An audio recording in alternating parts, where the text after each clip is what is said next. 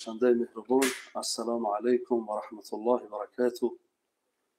الحمد لله رب العالمین، صلوات ربی و سلامه علی المبعوث رحمتا للعالمین و علی آله و اصحابه اجمعین. اما بعد، برادران عزیز، خداوند شکرانه میکنیم که دوباره من و شما را در برنامه آنلاینی اینترنتی از مرکز اسلامی جمهوری تاجیکستان، از مرکز شورای علمای جمهوری تاجیکستان توفیق داد که در صحبت با شما باشیم و موضوعی را که امروز ما میخواهیم در داخل اون موضوع صحبت کنیم بسیار موضوع مهم است.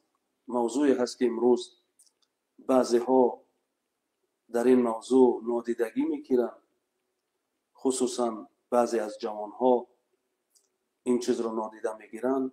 میخواستیم که از دیدگاه قرآن، از دیدگاه سنت، از دیدگاه علمای دین این موضوع را ما برای مردم خودمان، برای مؤمنین مسلمین برسانیم و سهم حصه خودمان در این جاده داشته باشیم، در این راه داشته باشیم. و برادران عزیز، اون موضوع فضل علمای دین هست. امروز یعنی صحبت از اون گنجینه های زمین می شود، صحبت از فرزندان فرزانه ملت می شود. امروز صحبت از روحانیین می شود. امروز از آنان می شود که اونها در دین مبین اسلام میراثبران انبیا علیه السلام هستند.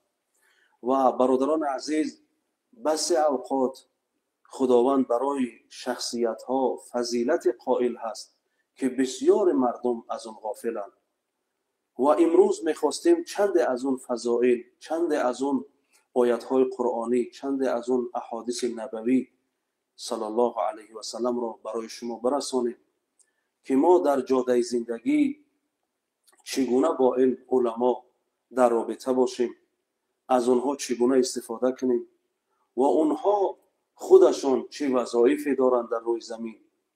و اصلا در این باره میخواستیم چند لحظه وقت شما را گرفته باشیم و خدا کند که توفیق عمل، شنیدن و عمل کردن رو برای من و شما نصیب کند و ما کوشش بکنیم که علمای زمان خود را بشناسیم و علمای دینمان را حسب گفتار خدا و رسول صلی الله علیه و سلم یعنی داشته باشیم که نشود که ما در جاده زندگی با خطاگی ها، با لغزش ها، با اون چیزها رو پرو شویم که در نتیجه گناهگار شویم.